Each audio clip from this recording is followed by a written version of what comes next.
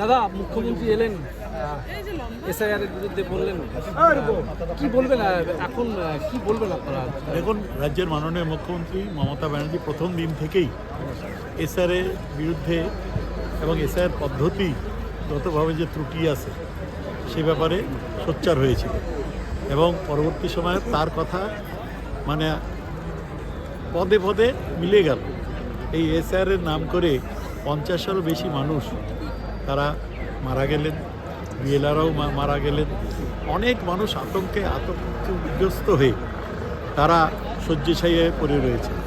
সুতরাং এসআইআরটা বিজেপি করেছিল সব মানুষের ভোটাধিকার কেড়ে নেওয়ার জন্য, বিশেষ করে বাঙালিদের ভোটাধিকার থেকে কেড়ে নিয়ে তাদেরকে ডিটেনশন ক্যাম্পে ভোট পুরার জন্য।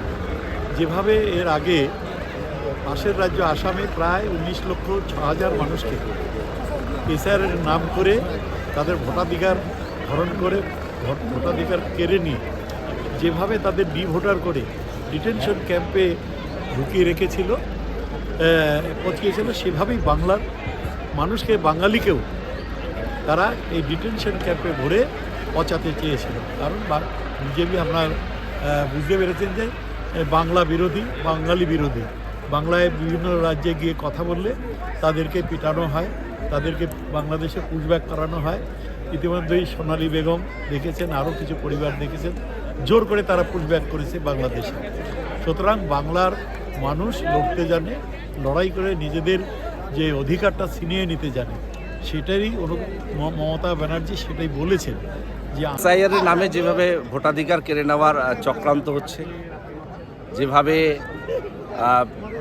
শ্রমিক বিরোধী আইন কেন্দ্রীয় সরকার গ্রহণ করেছে, যেভাবে সাম্প্রদায়িকতার বিষবাষ্প বিজেপি ছড়াচ্ছে, একটা অরাজকতার পরিবেশ তৈরি করার চেষ্টা করছে বাংলায়, সেটা নিয়ে মাননীয় মুখ্যমন্ত্রী মমতা বন্দ্যোপাধ্যায় বিশদে আলোচনা যেমন করেছেন এবং রাজ্য সরকার যেভাবে টানা 14 বছর সর্বস্তরের মানুষের স্বার্থে কর্মসূচি রূপায়িত করেছেন সেটা তিনি বিশদে তুলে ধরেছেন। আমরা আপ্লুত যে মাননীয় মুখ্যমন্ত্রী মমতা বন্দ্যোপাধ্যায় মানুষের কথা বলেছেন, সীমান্তের মানুষের যা সমস্যা ফেস করছে সেই কথাগুলো বারে বারে তিনি তুলে ধরেছেন।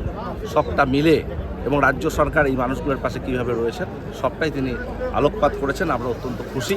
মনীষী পঞ্চানন বর্মাকে শ্রদ্ধা জানিয়ে সভা যেমন শুরু করেছেন, তেমনিভাবে তিনি এই এলাকার মানুষের স্বার্থে যে কর্মসূচিগুলো রূপায়ণ করেছেন সেগুলোকে দারুণভাবে আজকের এই সভা মঞ্চ থেকে তুলে ধরেছেন। আমরা অত্যন্ত আপ্লুত এবং খুশি।